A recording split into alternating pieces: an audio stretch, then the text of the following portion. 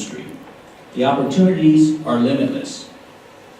I have friends who are race directors, running store owners, timing officials, and even coaches like Euros. The most exciting thing for me is how running can provide opportunities to see the world and meet new people. I've been fortunate to run a marathon on all 7 continents. Each of those races has a great story. After I won the Antarctica Marathon, I was invited to dinner at the captain's table on the Russian icebreaker that housed the runners for the race. At dinner, I formally met the captain for the first time. I said, "Hi, I'm Fred from Reno." The captain looked at me, shook my hand. Captain said in a heavy Russian accent, "I shot a man in Reno just to watch him die." At the time, I wasn't familiar with the Johnny Cash song. And I thought, that's weird. Is he trying to threaten me? Running the Antarctica Marathon was how I traveled to my 7th continent.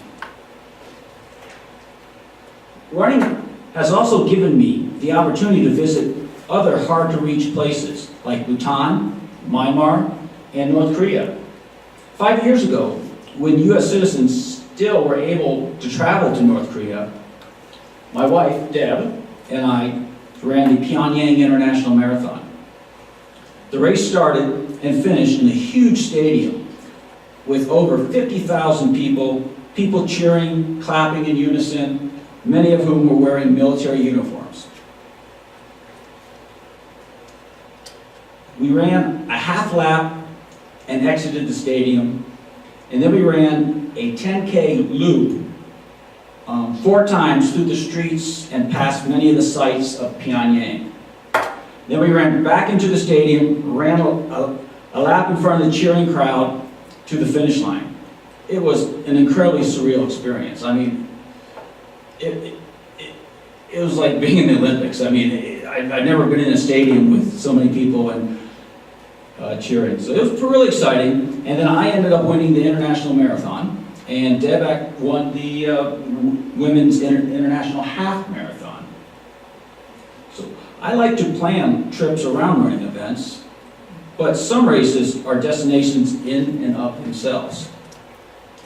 I was the first runner to win their age group in all 6 world marathon majors. That's Boston, London, Berlin, Chicago, New York, and Tokyo. For 3 of them, London, New York, and Tokyo, I had to go back a second time to accomplish the goal. But it was well worth the effort. And when I was younger, I set a goal to run the 4 original 100-mile races: Old Dominion, Western States, Leadville, and Wasatch, each in under 24 hours. I ran Old Dominion in under 24 hours the first time. Leadville and Western States took 2 tries, and Wasatch took 3 attempts. That's a lot of miles for 4 belt buckles. But running isn't about belt buckles and medals. It's about setting, working towards, and achieving goals. Like so many things in life, running is about testing yourself, pushing yourself to be better. But unlike a lot of things in life, running will not lie to you. There's no faking it. In running, there are no points for style, there are no timeouts, there's no rain delays, especially in cross country. It's simple. The fastest runner from the start line to the finish line wins. This drive, this desire to win, to do your best, this refusal to give up is something that will empower you to accomplish many things in life. The lessons you learn from running will help you in many aspects of your life, whether it's school, jobs, relationships. Unlike other sports, running can be solitary. While you're part of a team, you have teammates, coaches to motivate and push you, but when you line up at that start line, it's all on you until you cross that finish line. This self-reliance is something you'll be able to count on for the rest of your life. Also, unlike other team sports, running is something you can do forever. Maybe not as fast as now, maybe not as far, but who knows? Maybe faster, maybe farther, maybe on all 7 continents, maybe as part of your job. Maybe run the Paris Marathon just to make your wife happy. Or maybe run a real slow 5K alongside your 7-year-old son so that he too will develop a love for running. When you are no longer part of a college team, you'll find your own team. Whether they are your family, friends, or coworkers, you'll run, maybe not for medals or PRs, but just for the love of it. And right now, I'd just like to open it up, make it informal, and we just sit around and answer questions that you guys have. So, let's go. Did you have to run on snow in Antarctica? Or was there like a track or something? Or did you run on snow? That's a good story. Antarctica, which you envision that being so, we actually did go to the actual mainland. Against them. Peninsula. Yeah, those guys, actually on land I can take them, not in the water. But we were on an island that the race was on. It was called King George Island. And there were a lot of, countries have their scientific posts and whatnot, their bases.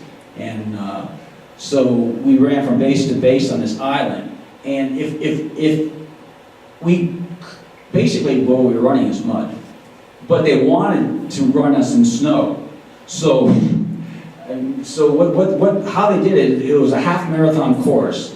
And we started, I mean, it's been so long, but I started at let's say, the Argentinian base, and they ran us one direction, and they ran us straight up a snowfield, so we could run in snow. So we ran straight up a snowfield, and then came back, and I think that was only like 2 miles, so basically 1 mile out and 1 mile back, and then we ran to the Chinese base, and all the different Russian base, and then we were basically on dirt roads, but at the time they were pretty much mud roads. But it was interesting. I mean the wild. You'll nothing like it on this planet. I mean, the icebergs floating by, the wildlife, whales bumping you in the zodiac, watching leopard seals go after the penguins. I mean, they're ferocious. And then the elephant seals are just right next to you on the beach, and then you're walking among. It was interesting was we got on different islands and where all the penguins were, and there were there's no snow. And one of the things about the trip was you had to get these plastic boots to go all the way up to your ankles. I'm going, why do we need to bring these stupid things?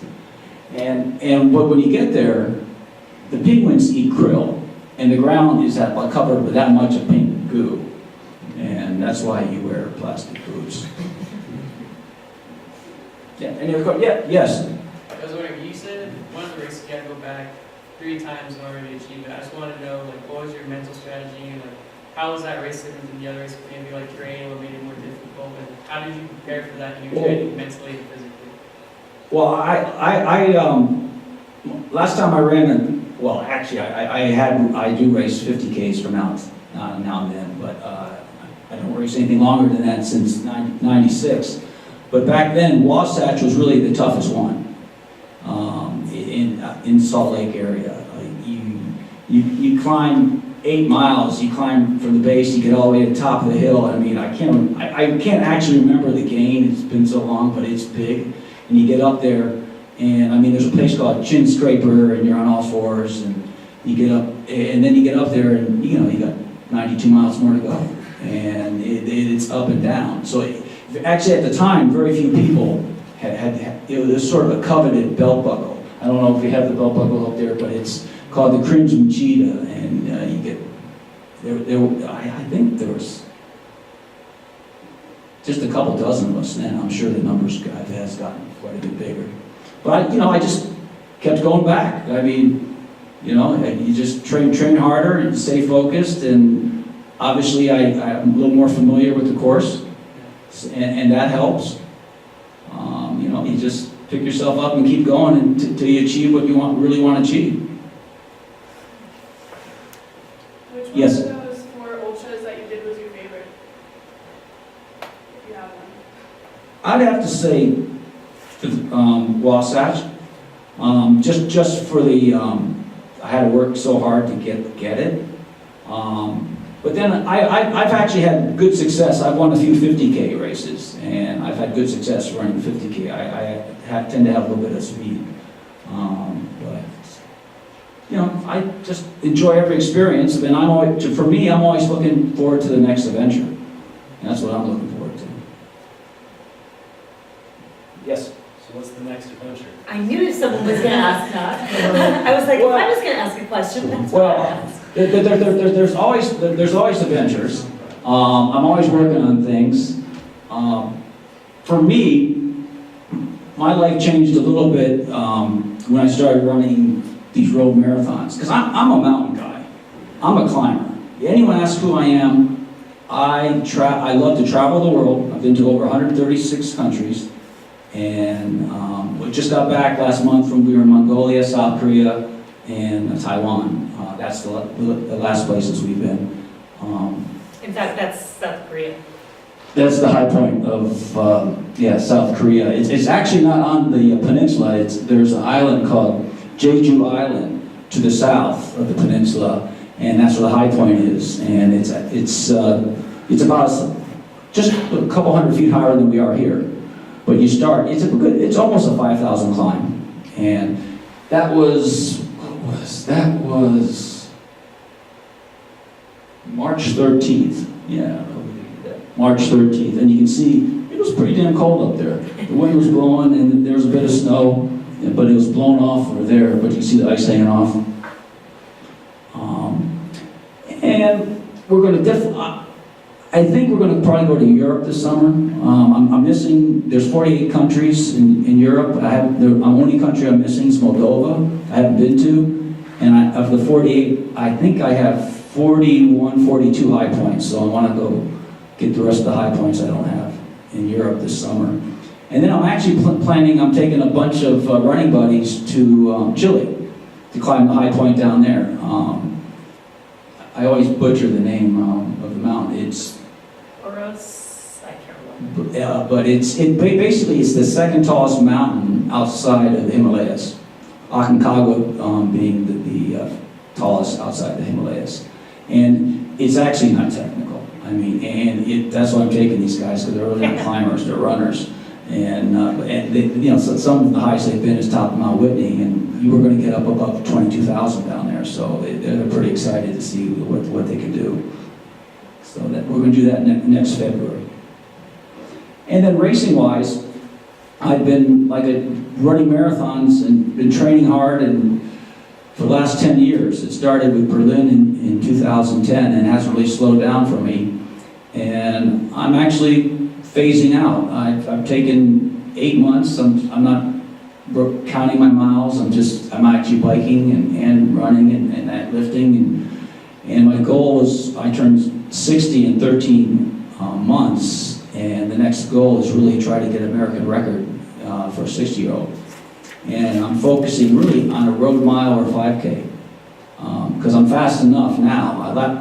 The record for a 6-year-old man is 5:03, and last summer I was 5:02 on a road mile, but I was 58, so it doesn't really count. So the goal is to train specifically for it, and do that. But really, my passion really is traveling and climbing and interacting with the people. I mean, I just enjoy having friends all over the world, and contacts. And that's. Where you guys are here, being in the mountains. That's the whole reason why I live in Reno, is I'm up in the mountains almost every weekend. Okay, anything else? Yeah. It's maybe not even just running oriented. What's the biggest challenge you face in your life, and how did you deal with it? Well, people react differently to challenges. Some people see challenges, some people see problems. I mean, I'm an adrenaline junkie. I live for a challenge. So, I always very interested. I mean, I do a lot of climbing. In the summer, I spend a lot of, probably about 8 weekends climbing the Eastern Sierras, and we're down there climbing all the 14ers, and the Clarence King comes to mind from last summer. We climbed that, and we did that in a day, and that was like almost 45 miles round trip, and we had to haul ropes in because there's a couple pitches. Yeah, I mean, that's what I live for, is the challenge, and you sort of got to figure it out. I find just accept, you just make a plan and do it. Too many people, whether it's fear or they're afraid of failure. I mean, people ask me all the time. I mean, sometimes when I win a race, I feel empty, and when I lose, my mind's thinking, what did I do wrong? What am I going to do different? And just always trying to think, what to do better.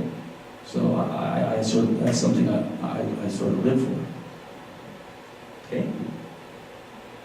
Do you, like in your personal life, do you fight the challenge the same way as you fight the mountain? I think so. I mean,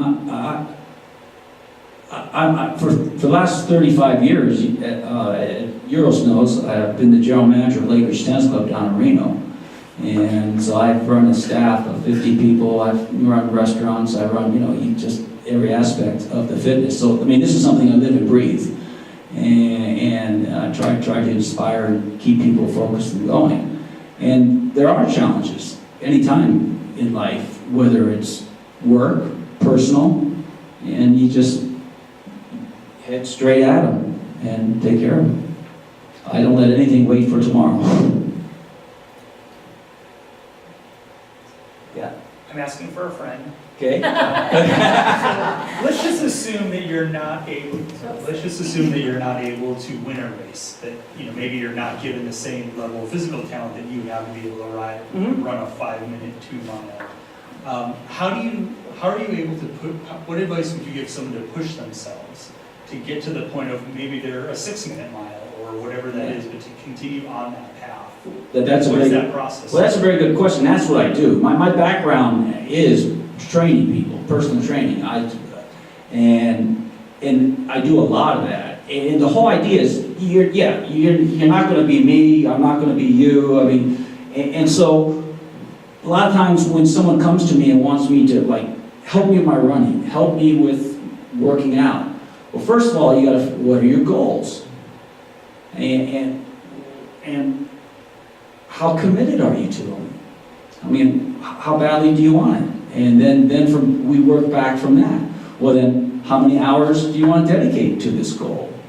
And work back. Like you said, I want to run a 7-minute mile, and I have never done that. I think we can come up with a plan. I want to lose 10 pounds. I mean, obviously running a club, we hear that a lot. And, so, yeah, the whole idea is to motivate to be better. That's all. And then it can be addicting. And then, then you keep moving that bar. So, yeah, no, I always just come up with a plan. I mean, you gotta have a goal, you gotta have a plan, and then you gotta have a little execution. Okay? I was curious to see how you train for climbing and running, and if they're similar in different aspects of it, or what do you do in general for it? Well, I guess what's your training style is what I meant to say. You want to know my training? I mean, What I do to train? Yeah. Personal training? back in, well, like for climbing and running. I'm over the top, but my whole focus has always been, I'm not the most skilled climber, but I'm the fittest climber. And that's one of the focuses I've always tried to do. And it's to try to stay fit. I mean, that's really why I ran. Because we're running to the mountain, and then you just won't, especially when you're on a big mountain. I mean, you're somewhere else around the world, and you're camping, and you're carrying your pack and everything. You want to be able to move fast. And I train. I mean, I go to bed normally about now.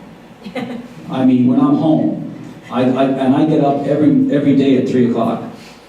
And I work out 2.5 hours, and then I'm at my desk by between 6 and 6:30. And then I take I'm the boss, so I take an hour and a half, sometimes a 2-hour lunch and work out. And then I normally stay until 4 or 5 and go home. And I live half a mile from my work. And I'm normally sleeping by, and I wouldn't be sleeping now, it's Friday. I'd sleep at 8.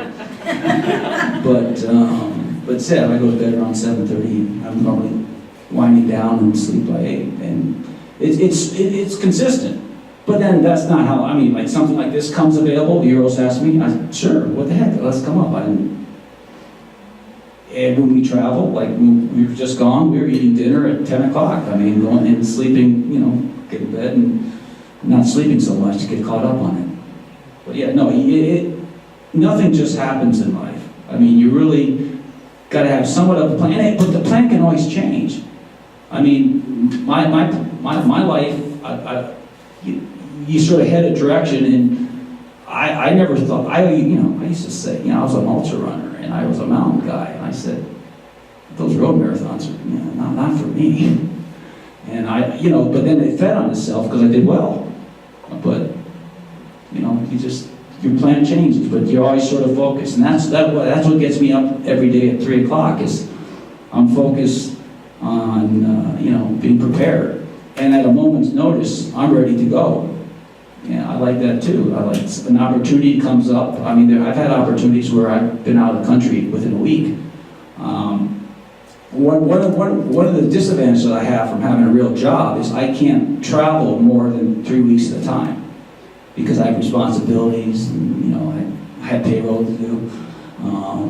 So what that means is I've only climbed once in my life in the Himalayas, and when I went to Everest in '95 and I was gone 3 months. But I want to go back and maybe try some other mountains maybe a few years later. But that's the choice I made. I'm not complaining. But those are the choices I make. I like having a real job. A lot of my friends, I don't know if you guys know a lot of climbers, but they're vagabonds. They're great people. Don't get me wrong. But they're down in Antarctica for the winter. They're over in the Himalayas. They're up in climbing in Denali. They're constantly. That's what they do. So I like having that foundation and having a job. Yeah. Yeah, it seems like you have been able to avoid injuries with respect to running, and I was wondering if that's part of your listening to your body, how you train, or have you had nagging things you had to fight with? Well, I always tell people, because obviously the average member is probably my age or 60 at the club, and I say, well, we're never going to be 100%. We're going to be the best we can be. But I have been fortunate, and I honestly feel that I'm actually really pretty strong weight-wise, things I can lift for my size. And because when I was younger, that's what I wanted to be. And, I wanted to be a football player. I was 200 pounds. I wanted to be Arnie Schwarzenegger. I used to spend 3-4 hours a day in the gym lifting back then. That's where my energies were. And then I remember I was 20, and I was just finished my sophomore year of college, and I just got tired of being in the gym all day. And I started running, and I got up to like 50 miles a week, and I did that for 6 months. I dropped 50 pounds, and that was sort of the start of it. And then I was down. I would yo-yo from like 175 to 190, and but that's really where it started. And I think the fact that I'm at my 4th grade weight is my joints were used to have much more weight, and now they have less. And I do work out a lot. I do a lot of balance, especially as old guys. We got to do balance. I hate stretching. I hate flexibility, but I do some, not much. But it's the strength. It's the strength. We all have. I mean, I only stretch something if it's tight. So what is your recovery process like? Because you're putting in a lot of hours every day or every week, but then what in the flip side is the recovery process that you're about? Yeah, you know, there's a lot of different schools of thought on that. People, if the whole life has been telling me, you know, you can't do what I'm doing. But if you look at the Kenyans and the Ethiopians, I mean, that's what they're doing. But it's all about, to me, it's all about intensity. Realistically, when I'm really training intensely, I do speed 1.5 to 2 times a week. I do a tempo run once a week. I do a long run, and then I do a lot of miles, but then I'd say 60% of my runs, I don't put a watch to it. You know, you just go out there and how you feel.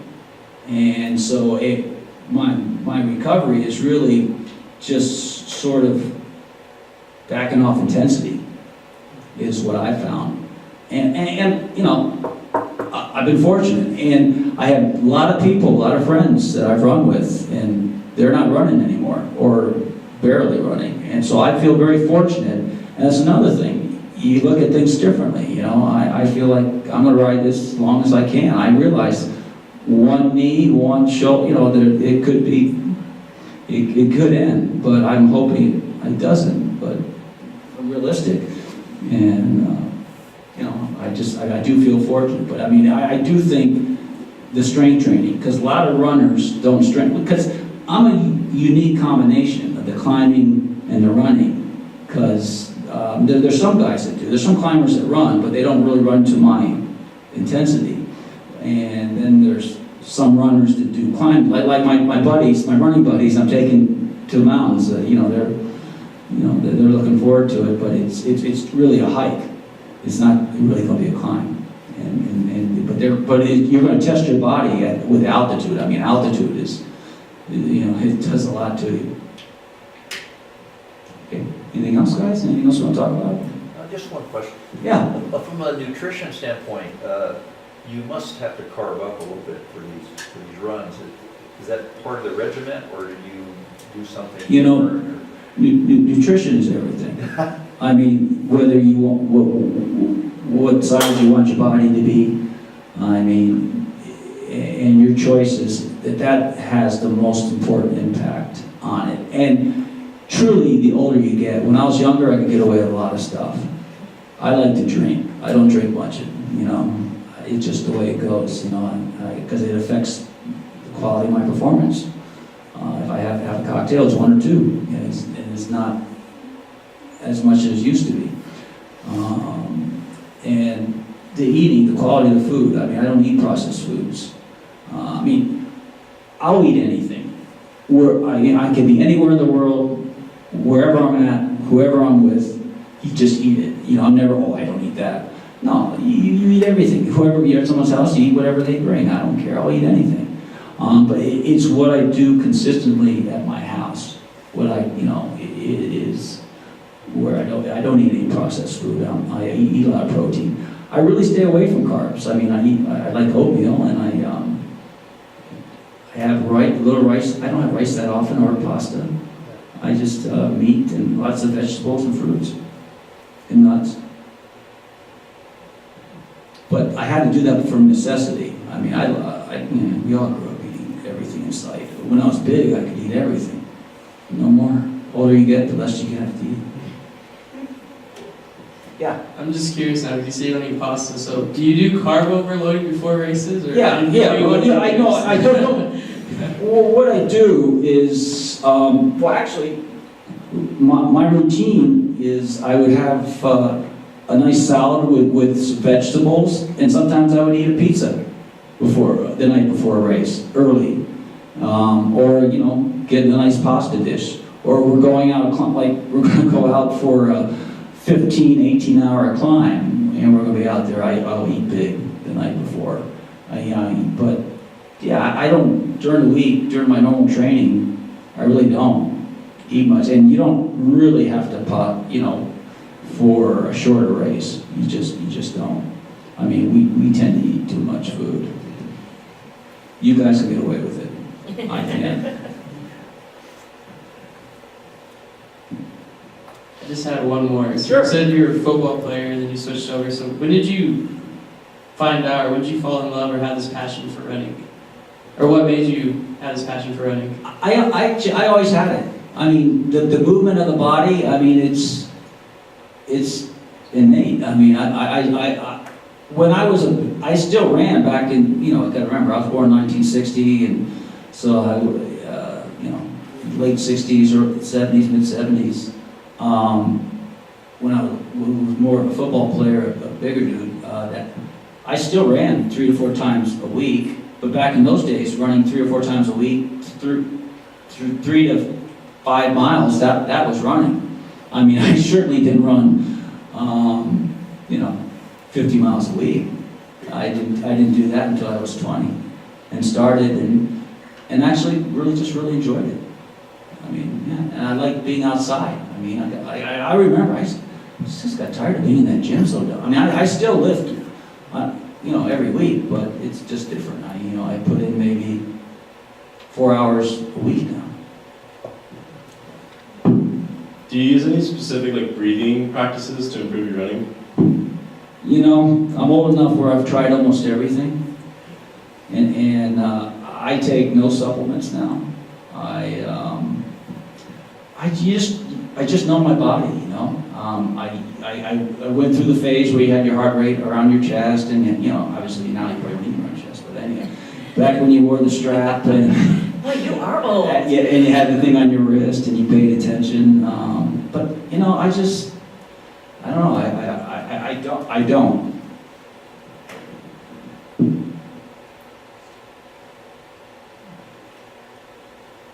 Right. I got like a closer. Okay. What advice do you have just to young people in general, being that you're going to be 60 soon? I'm not saying you're not young. Well, you first gotta face facts, and that's the fact. I just think the most important thing to have in life is a good, positive attitude. Attitude is everything. And it's how you look at things. You can look at things as being, for me, everything's horrible, this and that. Or you can look at everything as a challenge. And if you have a problem, you need to solve your problem and figure it out and move on. I mean, I've never had a bad year. I enjoy everything. And I think that's important. Even the hard times, I mean, there are challenges.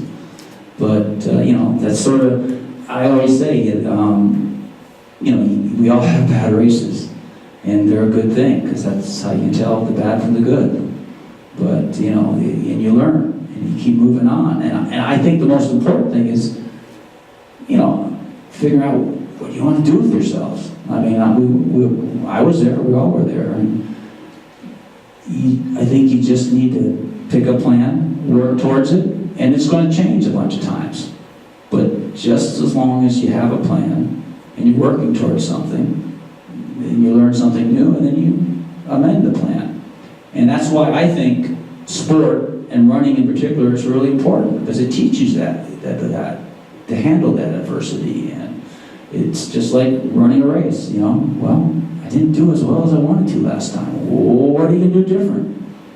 Because if you're going to do the same thing and expect a better result, it's not going to happen. I mean, I think that's the advice I have for you. Anything else? We're done. Thanks very much for coming out. Appreciate it. Thank you, everybody. I know we have some amazing distinguished guests here, also runners. Down there. Okay, great. Any question maybe, or a specific kind of preparation, stuff like that? Oh, yeah, tell me what you're doing. I'm actually going hiking Kilimanjaro on Wednesday. Oh, that's exciting. Wow. Yeah, so the altitude, I'm not really too worried about the fitness, but the altitude. What's the highest you've been? I've done the highest peak in Uganda, that's almost 16. I want to do that too. Margarita Peak. Yep. It's awesome. Yeah, no, that's on my list. I mean, I've done Kilimanjaro, Yeah. and I've done a few other African countries, but, yeah, that's awesome. Then you'll have, you've done Margarita, you shouldn't have it. Yeah, I'm not, Well- I'm just a little worried about the altitude, because we're doing it 3 days. We're doing one of the harder routes. Yeah, Um, you know your body. I mean, altitude's a funny thing. If you feel it, the most important, and you sort of know, because when I was younger, I used to play with it. I would push myself, and then if you feel it, if you go right back down, you sort of can recover and come back. Matter of fact, on my website, I have a Kilimanjaro story, and that was when I was much younger, and when I was a little more aggressive. I mean, I'm still pretty aggressive, but I mean, I was pretty aggressive. And when I did Kilimanjaro, I pushed myself. And I went by myself, no one could go. So I just hopped on Air France, flew to Paris, changed planes, flew down to Kilimanjaro International Airport, the one between Arusha and Moshi. And just went in, 92, 93, and went in and just, back then it was like $300. They gave me 5 days, and I had a porter and a guide, and it was just me and them. And the guys looked, and I wouldn't give my stuff, and he looked, and we started half day, so we went up to the first hut. We went the huts route, and then the next day I said, I'm going all the way up to Kilbo, which I said, no, you got to go this and this, and I said, well, that's where I'll be. So I took all the way up, and then the next day I was going to go, but it was a snowstorm, and I only made it up to, like, there's a cave there. I made it up to the cave, which is like halfway to the summit, and I had to go back down. Because if I had the clothes that I wore on Denali or in Everest, I would be fine, but I didn't have it, and it was like just a freak all-out storm. So then I went down, and then the altitude caught me. I was violently sick for 2 days. So I went all the way down to that first hut, and these guys were happy because they thought we were going back. I said, But it took me 2 days to recover and go back up. But yeah, I wrote about that on one of my stories, trip reports. Yeah, you have to get beyond ego, Yeah. right? Oh yeah. Well, you do. When we're younger, we feel like we have a lot to prove, and yeah, and when you get to my age, you're just happy you're just out there doing it. I mean, you're just, you're out there, you feel the sun in your face, you breathe fresh air, you see the view, and you just realize how lucky you are. And you just really enjoy it. When, a little younger, you just think, oh, I'm going to do this for every day. I'm going to do this all the time, and not realize, this is just an opportunity, and take advantage of it and really enjoy the experience. How cold was it at the top? Kilimanjaro? Well, Do you remember? I did it, you're going now this season. I summited, I remember because it's my sister's birthday, it was January 23rd. So there's some. Yeah, so it was, and actually, it's a good story, but I don't know how familiar you are. When you go up that way, there's a place called Gillum Point, right at the crater ridge, and then the true summit's Euro Peak. And I told you about the snowstorm, and there's a ton of snow up there. So nobody's been to the summit in I don't know, let's just say a month, I don't know, it's been weeks. And so there was a big swish, it was just me and I left a lot out. I mean, I lost my guide, he had altitude sickness, he left. So I had this one guy left, and I called him Porter Guide. And it was just me and him. And I'm basically pushing him. And we get up to this point, Gillum Point, and he shakes my hand and congratulates me up to the top. And I said, no, I'm not to the top.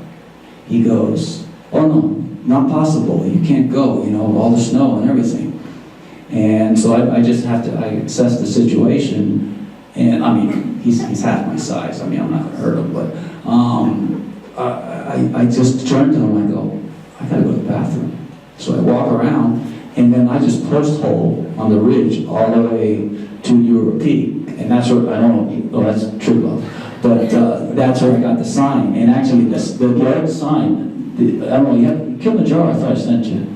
But I'm laying on it, and that sign, there's like 10 feet of snow on it, and just the top of the sign is showing. That's the Matterhorn.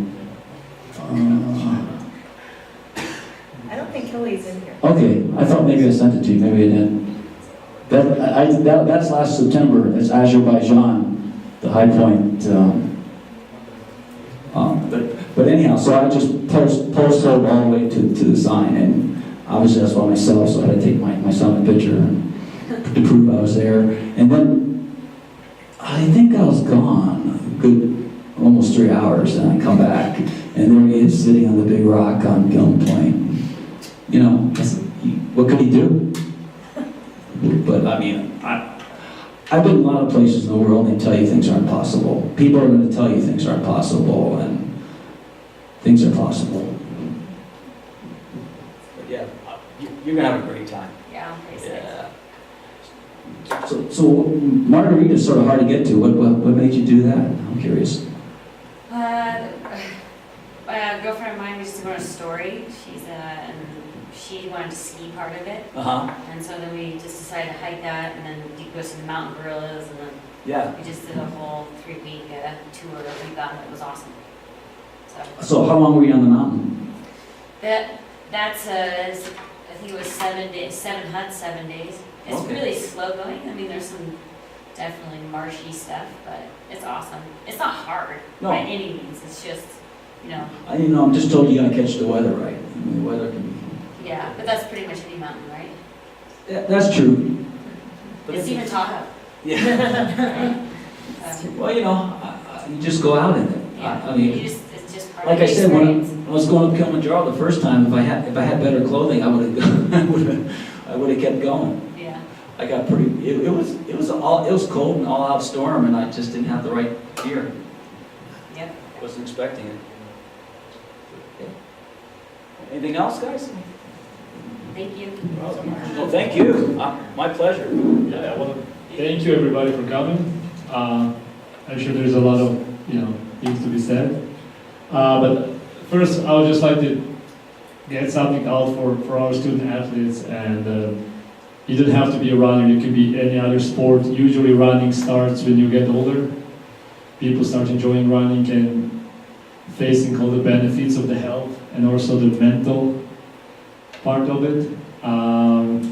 And like, if you have chosen, I've heard a lot like, I'm playing soccer because I don't like running. Well, I mean, you have to run for an hour and a half, so.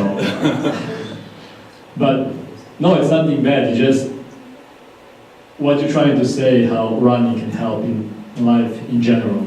And the peacefulness we feel just being with ourselves and knowing the body and listening to the body can help us in all the aspects of the life also. And I believe with climbers, with reaching those peaks, I think the horizon are such that we cannot even imagine the people that haven't done that. I've heard, and so I'm ending this with you're at Aljažov Stolp, it's called. This is the highest mountain of Slovenia. It's in Alps.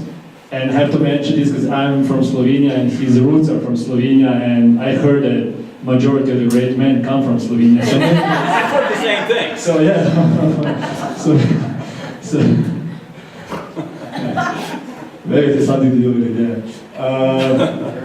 And we have a lot of, we call them crazy people in Slovenia, and especially great climbers. Yes. And I had the privilege to talk with some of those guys, and is this something that I know that I tried to understand, but they told me no, like the mountain is speaking to me, and everybody knows how the mountain speaks to them. So I think that this should be awesome, but I think we can experience some kind of emotion in running and just being, and you say feel the joy for it, yeah. Guys, you don't have to have a stopwatch every time. Cross-country runners don't listen to this now. This is but for everybody else, you don't have to always have a stopwatch and just you can just enjoy the whole thing. Yeah. So thank you everybody. Thank you Fred, really. Oh, my pleasure. And thank you Debbie lovely white Debbie to come here. And I'm sorry, but I think she's the fittest person in the room. So now I have two fittest persons in the room, so okay. And hey, guys, thank you for coming here.